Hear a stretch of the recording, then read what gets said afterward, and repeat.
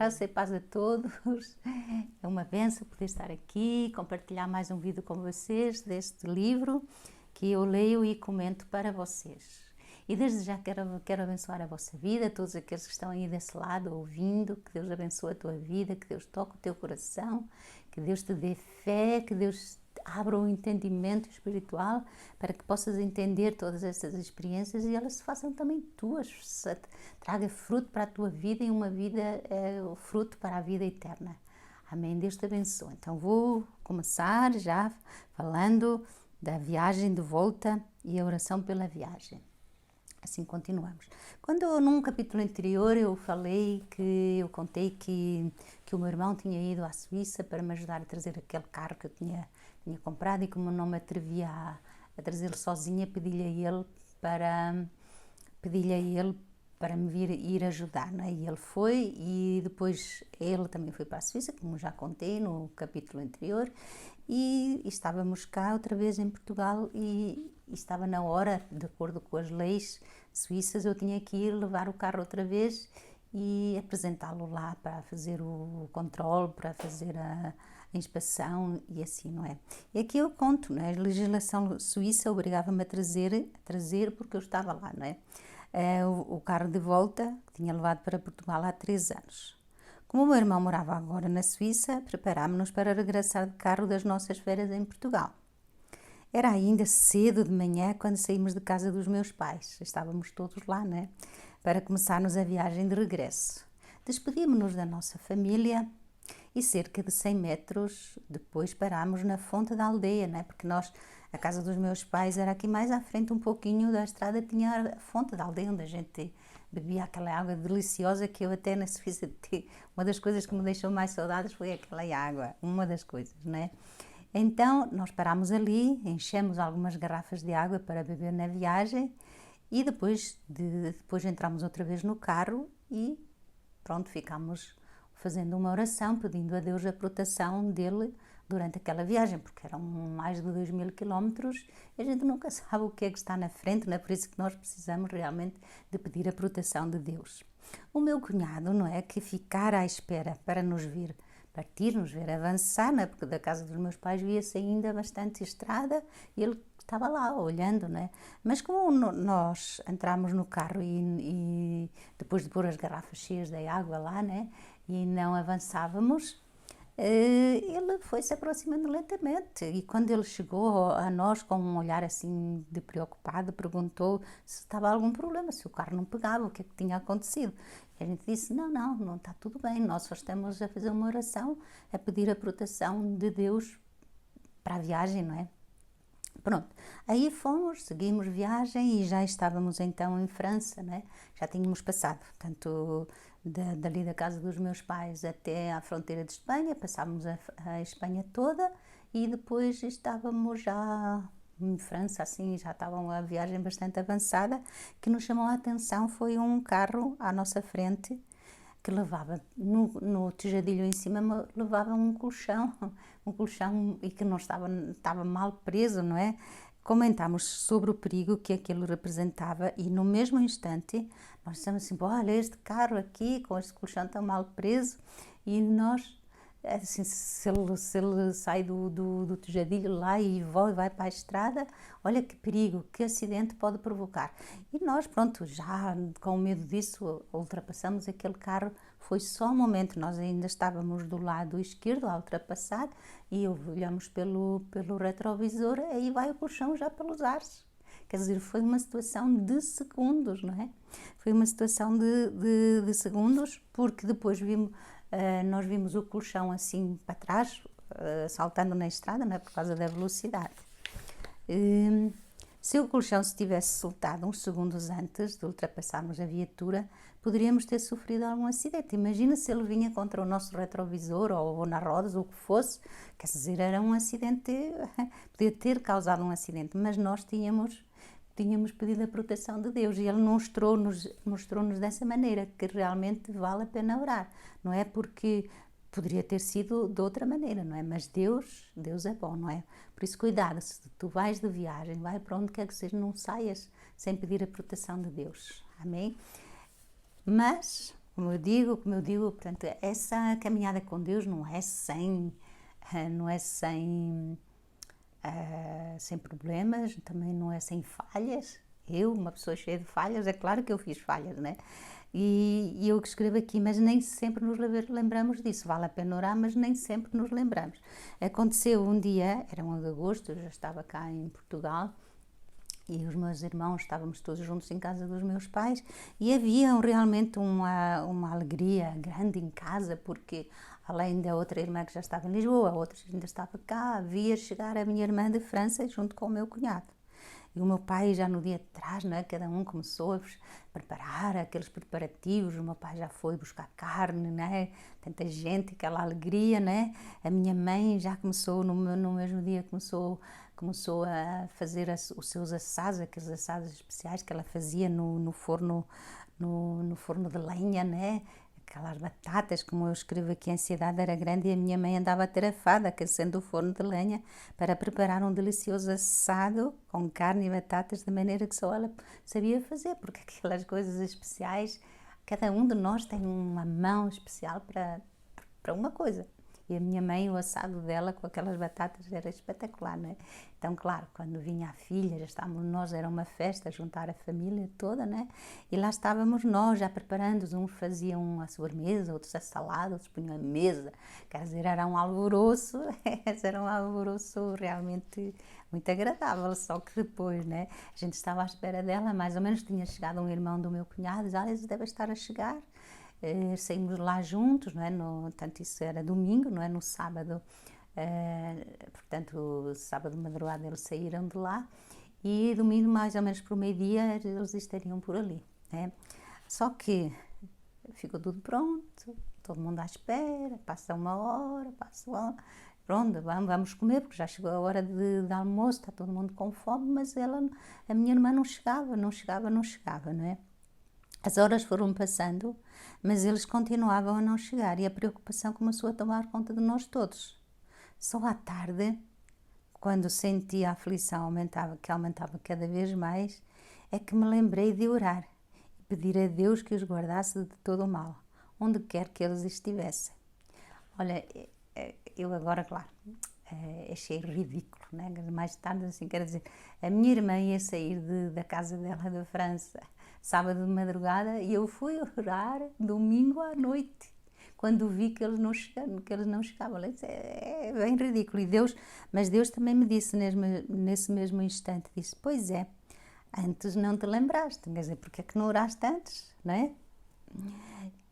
Portanto, eles deveriam chegar aí por meio-dia e realmente não chegaram. Depois, mais tarde, na segunda-feira, não é como agora, olha, agora o que é que a gente fazia com esses telefones todos que em princípio toda a gente tem? A gente telefonava, então, onde é que está? Ou eles já tinham ligado, não é? Mas primeiro, nessa altura, não sei que ano era, não havia esses telefones, ninguém tinha, e então, claro, a gente ficou sem saber nada, não é? Até que eles depois, né? Na segunda-feira eles disseram-nos que tinham tido uma avaria no carro e como não encontrassem uma garagem aberta que lhes pudesse resolver, pois era sábado, nem tudo está aberto, depende da hora e do lugar onde isso aconteceu, então eles voltaram para casa, pelo que só iriam viajar no fim de semana seguinte. Quer dizer, atrasou-lhes uma semana, porque tinham que arranjar o carro e essa coisa toda, não é? Fica a pergunta, será que se tivesse orado antes deles partir, até se ia evitado todo este transtorno? E eu escrevo aqui, eu creio que sim. E sabem porquê? Porque a gente deve se basear. A Bíblia é realmente a nossa medida, é a nossa, como é que se diz, a orientação, não é? E por isso que eu digo, eu creio que sim, não é? E sabem porquê que eu creio que sim? Porque a palavra de Deus em Ezequiel 22:30, não é? 22:30 diz lá, Deus diz assim, e busquei dentre eles um homem que estivesse tapando o muro, que estivesse na brecha perante mim por esta terra, para que eu não a destruísse, mas não achei ninguém. Quer dizer, Deus pouparia uma cidade inteira se tivesse um homem, ele não diz 2 nem 10, ele diz um homem que intercedesse pela cidade diante de Deus e Deus não a destruiria. Bem, ele não encontrou ninguém. Agora, Agora, então, se um homem orando impediria que Deus destruísse uma cidade inteira, não poderia ter sido evitada aquela situação se tivesse pedido a Deus pela viagem deles, né? Então decidi, a partir daí eu decidi orar, olha, nem eu saio de casa, nem para lado nenhum, nem que seja a cidade, ó Senhor, guarda-me de todo mal, guarda-nos de todo mal. Se eu sei que alguém da minha família viaja, lá estamos nós, ó Senhor, guarda de todo mal, porque é muito importante a gente pedir a proteção de Deus por onde quer que vá, não é? Porque os acidentes podem acontecer a qualquer momento, não pela nossa, não pode ser também pela nossa culpa, uma pequena distração, o que seja, a gente precisa realmente da proteção de Deus, né? Vou beber aqui um pouquinho, porque a garganta vai secando, né? Um pouquinho de chá. Então, outra experiência, assim, o meu telefone tocou num sábado pela manhã. Do outro lado da linha, a Maria, com voz preocupada, disse-me que uma amiga nossa, a Manuela, eu quero dizer aqui uma coisa, portanto, todos estes nomes foram trocados, né? Porque assim não se deve pôr os nomes e algum que é um nome verdadeiro eu pedi autorização, mas de qualquer forma é só o nome próprio e não tem nome de família, de qualquer forma há muitas Marias, muitos Manuéis, muita coisa, né? Mas só para dizer, não é a pessoa que aqui digo os nomes, mas são outros, não é? Portanto, a Manuela tinha sofrido um derrame cerebral e estava muito mal no hospital. Depois de alguns contactos, conseguimos reunir algumas pessoas mais próximas para orar por ela. Pois qualquer coisa a gente ia clamar a Deus, ia buscar o socorro de Deus. Então onde é que nós iríamos, não é? Como diz lá no Salmo, o salmista, ele diz: levanto os meus olhos ao monte de onde me virá o socorro. O meu socorro vem do Senhor que fez os céus e a terra. Então a quem nós iríamos? A Deus, ao Deus Todo-Poderoso, não é? Aquele que fez os céus e a terra. E lá fomos nós. Durante a oração tive uma visão. Pronto, já tive algumas, não é? Que eu conto aqui e é uma maneira de Deus se manifestar, de Deus responder às orações ou mostrar o que é que está acontecendo, não é? E aqui eu tive mais uma visão e, para ser sincera, não gostei nada dessa visão. Porque eu vi Jesus ao lado da cama da nossa amiga, mas ele estava com as mãos para baixo, estava assim, estava lá, mas eu entendi pela visão que ele não estava em ação, porque quando a gente está em ação, está lá com as mãos e faz, não sei o quê. Jesus estava lá, estava com ela sim, mas estava parado, com as mãos para baixo, como dizendo, olha, não vou fazer nada, não é? Não tive coragem de partilhar no grupo da oração essa visão, porque eu mesma desejava que aquilo fosse apenas uma imaginação minha. Eu gostaria que a nossa amiga recuperasse, não é? Mais alguns dias se passaram, dias de sofrimento e incerteza, principalmente para a família dela, e por fim ela morreu. Quer dizer, ela tinha 32, 33 anos e a gente estava habituado a se reunir, a compartilhar com ela e inclusive ela já tinha estado até na minha casa e claro, a gente gostava e queria que ela vivesse e continuasse connosco, mas Deus tem outros planos, a gente não entende, mas não entende tudo. Então eu comparei aqui com a palavra de Deus, né? Na Bíblia lemos sobre o caso de Cedraque, Mesaque e Abednego. Estes três eram três jovens israelitas que tinham sido deportados para a Babilónia e estavam então a trabalhar no palácio do rei, não é? E chegou um momento que o Nabucodonosor levantou uma estátua e meteu-se na cabeça que toda a gente tinha que adorar aquela estátua.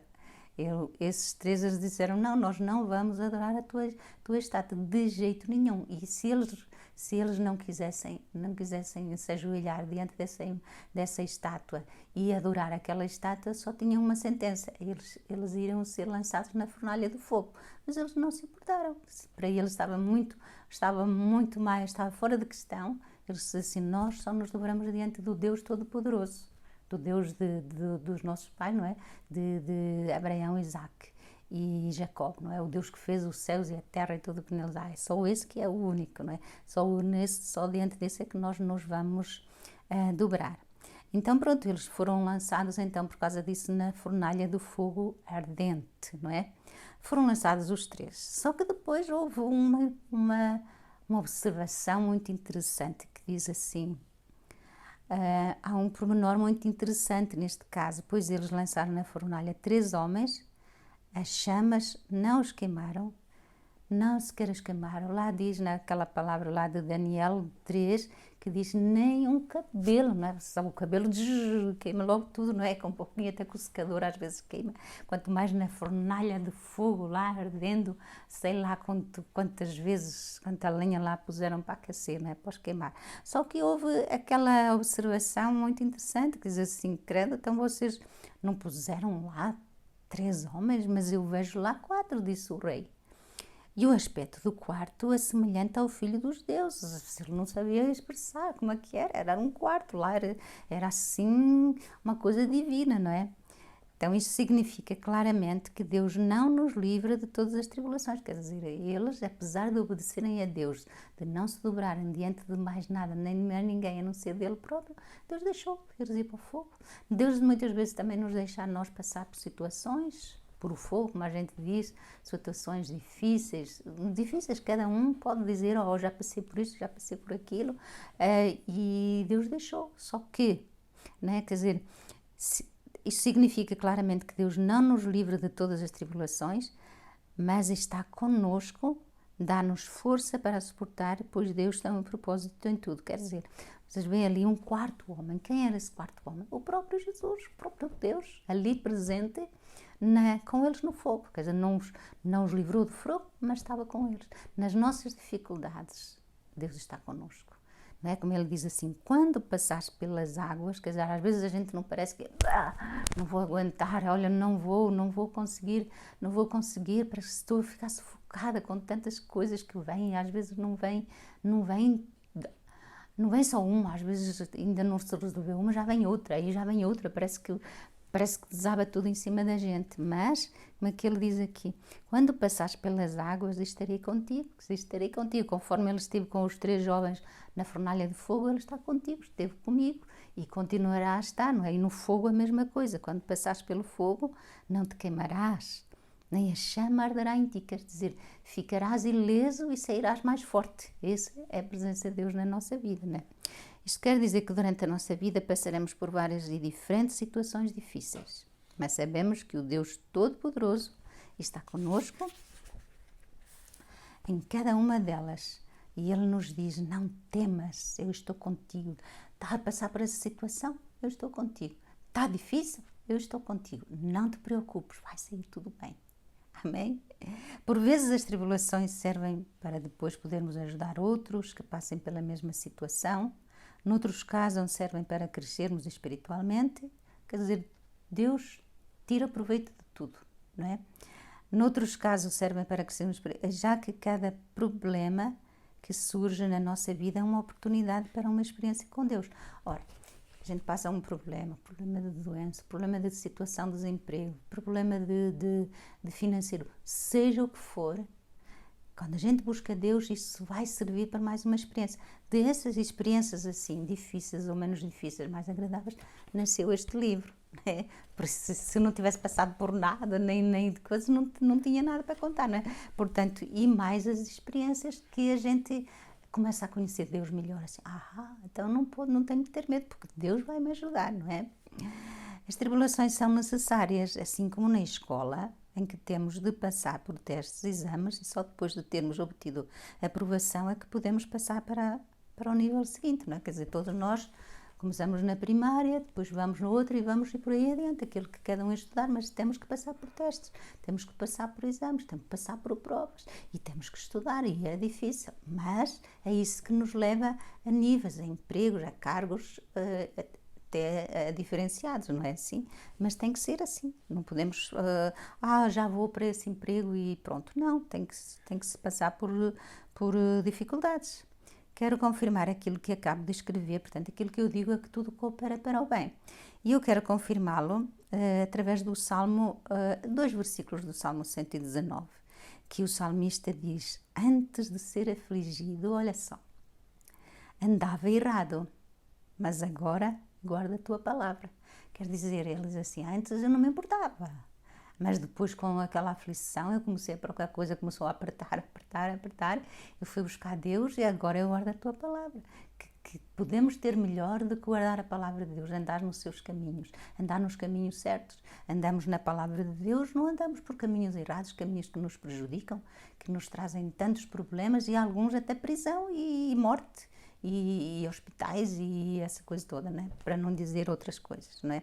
E o outro versículo diz assim, tanto isso no Salmo 119, 67, né? Que o Salmo 119, ele se refere à palavra de Deus, ama a tua palavra me ensinou. Esse salmo é muito interessante, né?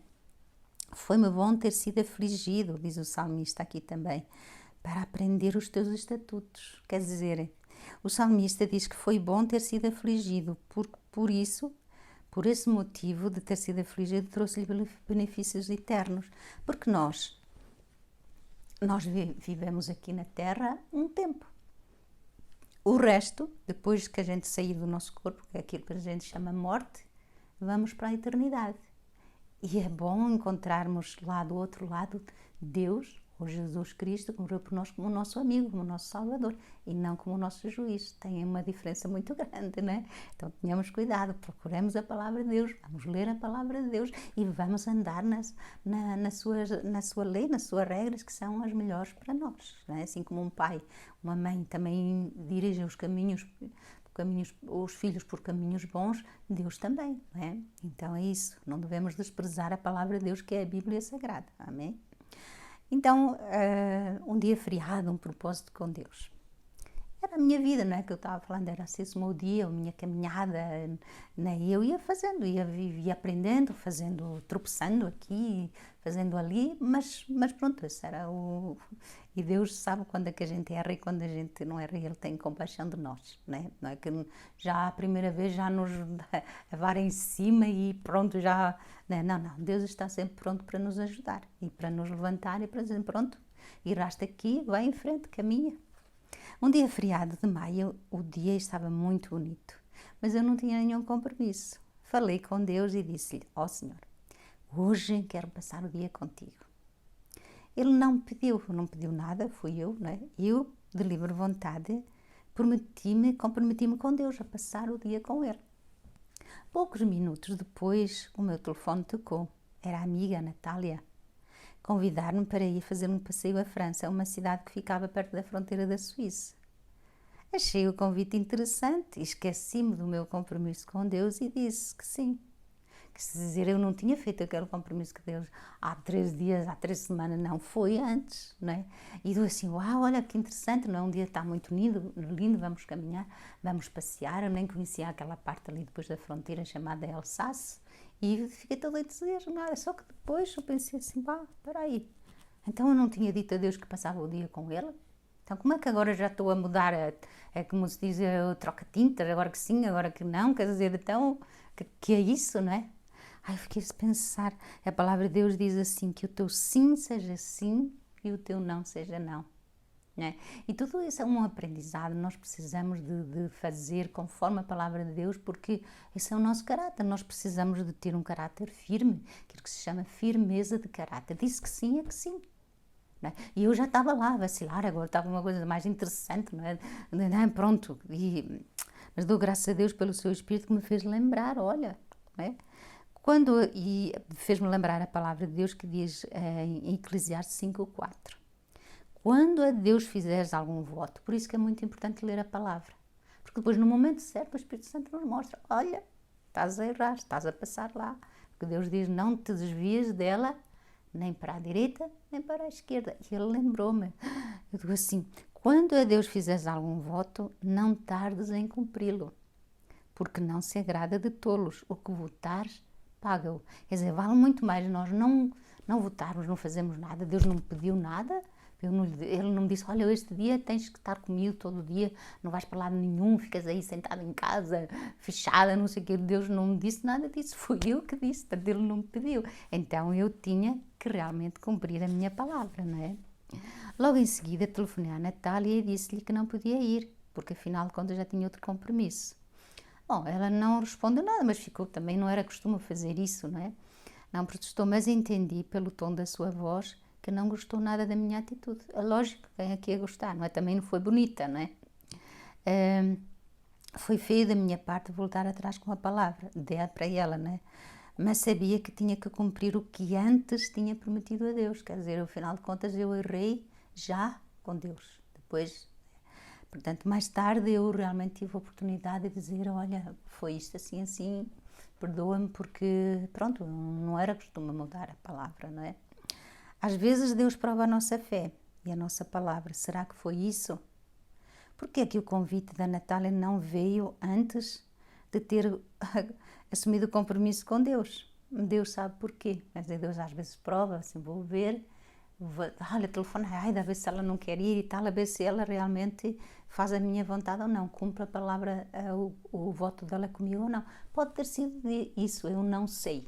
Só sei que pronto, deixei o compromisso com ela, e cumpri aquilo que eu tinha feito com Deus. Portanto, como cumprir a palavra é muito, muito importante, eu escrevi aqui também um tema sobre isso. É tão importante cumprir a palavra de Deus, que no Salmo 15 o salmista começa por perguntar a Deus: Senhor, quem habitará no teu tabernáculo? E quem morará no teu santo monte? E no versículo 4b diz assim, Deus responde: aquele que mesmo que jure com dano seu, não muda. Quer dizer, vamos fazer assim, digamos assim, eu vou vender uma coisa.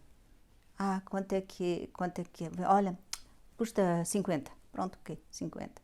Mas ela vale 200. Depois eu digo assim, credo, mas que negócio é que eu fiz? Aquilo vale muito mais, vou desfazer um negócio e pronto, vou vender por aquele preço. Não, aqui diz assim, deste a tua palavra que era 50, estás prejudicada, mas tu deves a tua palavra, tens que vender por esse preço. E esse é o que ele diz aqui, explicando melhor, aquele que não muda a sua palavra, ainda que seja para seu próprio prejuízo. Não é? Fez um negócio mau, abriu a boca, disse que deu a sua palavra, disse que era assim, já não pode voltar atrás. Segundo a lei de Deus, a lei de Deus é certa, né?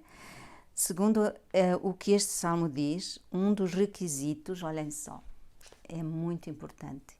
Um dos requisitos para morar no tabernáculo do Senhor, ou seja, na presença de Deus, é cumprirmos com a nossa palavra. Tal é a importância que Deus dá a cumprirmos a nossa palavra, a palavra que sai da nossa boca. Portanto, que Ele nos dá tamanha recompensa se o fizermos. Um exemplo muito claro disso está escrito em Josué 9, no capítulo 9. Quando os israelitas iam conquistando cidade após cidade, que eles iam conquistando, para possuir assim a terra prometida, os gibeonitas enganaram Josué e persuadiram-no com palavras mentirosas a que fizesse com eles um acordo de paz. Prometeram-lhe que os deixariam viver e não os matariam, porque Deus tinha dado ordem a cada cidade que ia passando, dependendo daquilo que estava a acontecer lá na cidade, assim Deus dava ordem, olha, nessa cidade vocês matam tudo, está tudo contaminado, não guardam nem animais, o que fosse, nem ouros, nem nada. Havia cidades em que Deus dizia assim e era a ordem para cumprir, porque Deus sabe muito bem o que é que faz. Aí os gibeonitas, sabendo disso, que os israelitas iam conquistando e matando as pessoas, e eles tiveram medo e vestiram-se de umas roupas velhas, de um pão bolorento, de uns outros de vinhos lá. Pronto, tudo falso, não é? Só que, e Josué aqui diz assim, no versículo 15 do capítulo 9 de Josué, diz assim, Josué fez paz com eles e fez um acordo com eles que lhes daria a vida. E os príncipes da congregação lhes prestaram juramento. Juraram que não lhes tirariam a vida. Agora, aqui podemos aprender uma coisa, eu não escrevi aqui, mas assim, eles não perguntaram a Deus, porque as pessoas são falsas, as pessoas mentem, quer dizer, não é, sei lá o que eles perguntaram ao Senhor. Tu disseste que nós deveríamos matar todos, mas estes aqui quem são? Não é? Porque depois eles descobriram que afinal de contas eles não eram da terra longínqua, não era nada disso, eles eram dali e pronto, mas tinham feito aquele juramento e não podiam voltar atrás. Sucedeu que ao fim de 3 dias os israelitas descobriram que os gibeonitas não eram de uma terra longínqua, como tinham dito, mas sim moradores daquela mesma terra. Mas como tinham prometido que não os matariam, não poderiam voltar atrás com a palavra. O povo, portanto, que eles foram os príncipes, né? Que eles iam sempre, os príncipes das tribos, aqui iam sempre falar, aqui iam sempre na frente e representavam assim o povo e cada um a sua tribo, não é? O povo murmurou contra os príncipes que tinham assinado o acordo, dizendo que o Senhor tinha mandado não deixar ninguém com vida, não é? Quer dizer, eles estavam a contrariar aquilo que Deus tinha mandado. E o resto do povo, que já tinham passado experiências terríveis, já vinham de passar 40 anos no deserto, e essa coisa assim, não, nós fazemos aquilo que Deus manda, ou então não nos vai acontecer coisa boa, não é? Que eles já tinham essa experiência.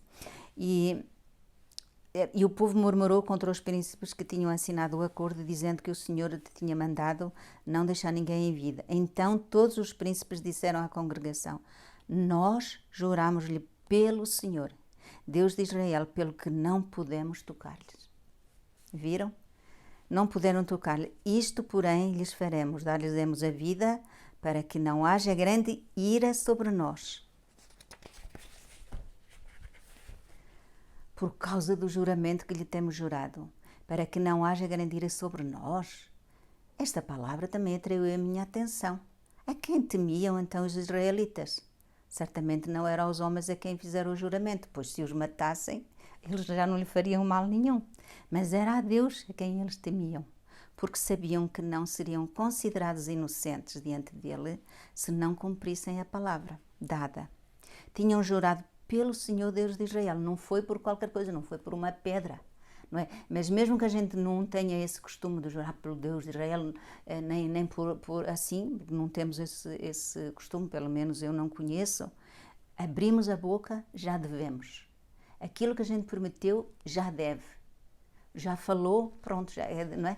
Por exemplo, um dia eu prometi uma cama à minha irmã e depois eu já precisava dela, eu disse, não, aquela cama já não é minha. Eu já prometi, então como depois já precisava dela, não, eu dei-lhe a cama, quando chegou a hora ela veio buscá-la e depois comprei outra. Porque eu tinha dado a minha palavra, eu não podia voltar com a palavra atrás. A cama já era dela, foi prometida, não é? Então eles também prometeram aos gibeonitas que lhes deixariam em vida, não poderiam voltar atrás. E agora eu não falo aqui nisso, mas mais tarde, na Bíblia mais à frente, portanto fala lá que um rei mais tarde que começou a matá-los e Deus mandou 3 anos de fome a Israel, não tirou a chuva, até que David foi perguntar porquê. Foi por causa daquele juramento que fizeram aos gibeonitas anos antes, e agora estavam a trair esse juramento, e Deus disse não, vou-lhes tirar a chuva, e veio fome e essa coisa. Portanto, é muito mais grave do que aquilo que nós pensamos, não é? Portanto, eles sabiam que se não cumprisse a palavra, teriam graves consequências. Pela Bíblia temos a oportunidade de conhecer o caráter, os princípios e os valores de Deus. Uma das coisas que Ele mais valoriza é a sua palavra. Aquilo que Ele promete, Ele cumpre. Quer que façamos o mesmo, como está escrito em Mateus 5:48. Sede vós, pois, perfeitos, como perfeito é o vosso Deus que está nos céus. Quer dizer, Deus perfeito, pedir a um ser humano que seja perfeito, parece assim uma coisa fora do nosso alcance. Mas, por exemplo, se a gente, nesse aspecto, não é? Se a gente diz uma coisa, tem a responsabilidade que disse e cumpre, já conta como perfeição, não é? Como seria tão diferente se todos fizéssemos assim e se tivéssemos respeito pela nossa palavra e temor a Deus? Porque se a gente tem temor a Deus, também cumpre a nossa palavra, porque Deus quer assim, não é? Evitar-se-iam muitos problemas, discussões, inimizades, falta de confiança e muito mais.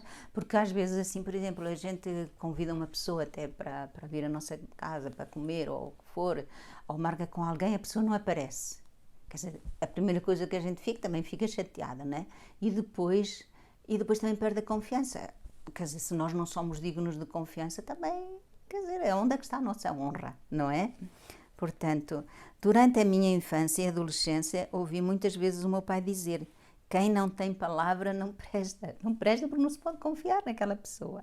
Isso não se refere só a coisas grandes, como negócios, promessas de casamento ou algo parecido, mas também a coisas pequenas. Como, por exemplo, olha, depois eu telefono-te. Agora não posso, mas depois telefono-te. Ah, espera, espera. Espera sentado porque a pessoa nunca mais se lembra, né? E nunca mais nos lembramos. Ou quando combinamos uma hora com alguém e comparecemos meia hora mais tarde. Tudo isso é também não cumprir a palavra, não é? Por exemplo, a gente diz assim, olha, então às 3 horas estou lá. Às 3 horas ainda está em casa, tranquila, está a outra pessoa bufiando para chegar lá àquela hora e a outra não está nem aí. Quer dizer, isso também é não cumprir a palavra, não é? Não são só aquelas coisas que nós chamamos grandes, é uma questão de vida ou morte, mas cumprir a palavra em todas as áreas, em todos os aspectos, em coisas pequenas e em coisas grandes. Portanto, nós devemos ser testemunhos na vida, tanto pessoas honradas, não é? Honra a minha palavra, eu honro a minha palavra. A pessoa honrada honra a sua palavra, e isso nós devemos ser, não é? E por isso, portanto, assim nos tornamos pessoas credíveis, pessoas que confiam em nós, não é? Um dia eu convidei uma pessoa para almoçar, o marido, e eu falei com outra, digo assim, eu convidei fulana de tal, não é? Agora não vou dizer o nome. E a outra que é conhecida, ela, não, aquela Alice, ela disse que ela vai, ela vai. Que bonito testemunho, não é? Isso, portanto, que nós sejamos assim, portanto, se a gente diz que sim, que o teu sim seja sim e o teu não seja não. Então, pronto, que esta palavra seja uma palavra que toque a vossa vida e que possamos mudar naquilo que precisa mudar na nossa vida, não é? Deus abençoe vocês e até um próximo capítulo.